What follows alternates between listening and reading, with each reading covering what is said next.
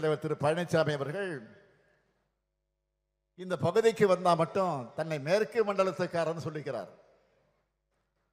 ஆனா உறுதியோடு சொல்றேன், பழனிசாமி அவருடைய ஆட்சி காலத்தை விட நம்ம திராவிட மாடல் ஆட்சியில தான் மேற்கு மண்டலத்தோட அனைத்து துறை வளர்ச்சிக்கும் அதிக திட்டங்கள் சாதனை செய்யப்பட்டிருக்கு. தொடர்ந்து செய்யப்படும் செஞ்சுக்கிட்டே இருப்போம். இன்னும் தொடர்ந்து நாங்க தான் செய்ய போறோம். அது எந்த மாற்றம் கிடையாது. அதனால சொல்றேன், எந்த தைரியத்தில் எதிர்க்கட்சி தலைவர் இந்த பகுதியிலிருந்து தன்னுடைய பிரச்சாரத்தை தொடங்கினான்னு எனக்கு புரியல. ஆனா நிச்சயமா சொல்றேன், அதிமுகவோட 2026 தேர்தல் தோல்வி இங்கிருந்து தான் தொடங்க போகுது.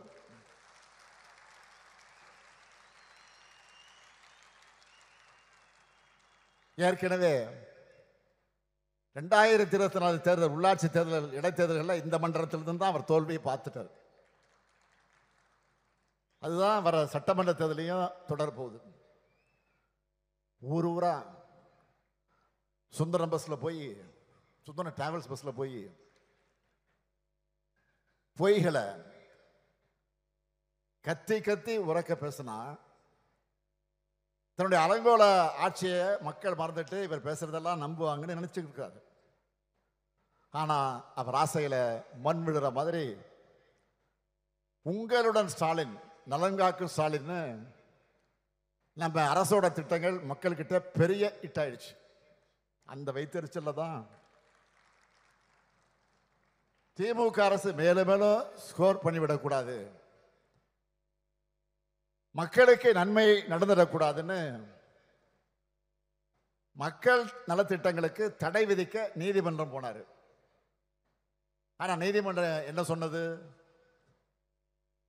அரசியல் காழ்ப்புணர்ச்சியை தீர்த்துக்க நீதிமன்றத்தை நாடுறது தப்புன்னு சொன்னது மட்டும் இல்ல, நம்ம அரசுக்கு முன்னாள் அமைச்சர் சி.வி. சண்முகம் 10 லட்சம் ரூபாய் நன்கொடை தர மாதிரி மாண்புமிகு உச்ச நீதிமன்றம் ஃபைன் போட்டு அனுப்பிட்டாங்க.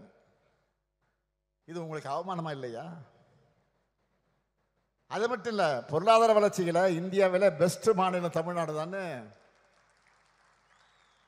நாங்க சொல்லல. அவங்க கூட்டணியில் இருக்கக்கூடிய ஒன்றியத்துடைய பாஜக அரசே அறிக்கையை கொடுத்திருக்கு. இப்படி தொடர்ந்து அவருக்கு அடிமேல் அடி விடுது. இதனால விரக்தியின் உச்சத்துக்கு எதிர்க்கட்சி தலைவர்கள் போயிட்டாரு.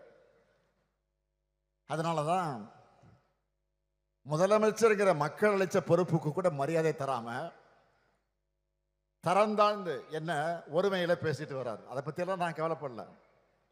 இன்னும் பேசுங்க, இன்னும் இறங்கி பேசுங்க. நாங்கள் அதை பத்தி கவலையே படலை. எங்க பணி மக்கள் பணி. உங்களுக்கெல்லாம் பதில் சொல்லி என்னுடைய நேரத்தை வீணடிக்க நான் விரும்பல. என்னை பொறுத்த வரைக்கும் பேச்ச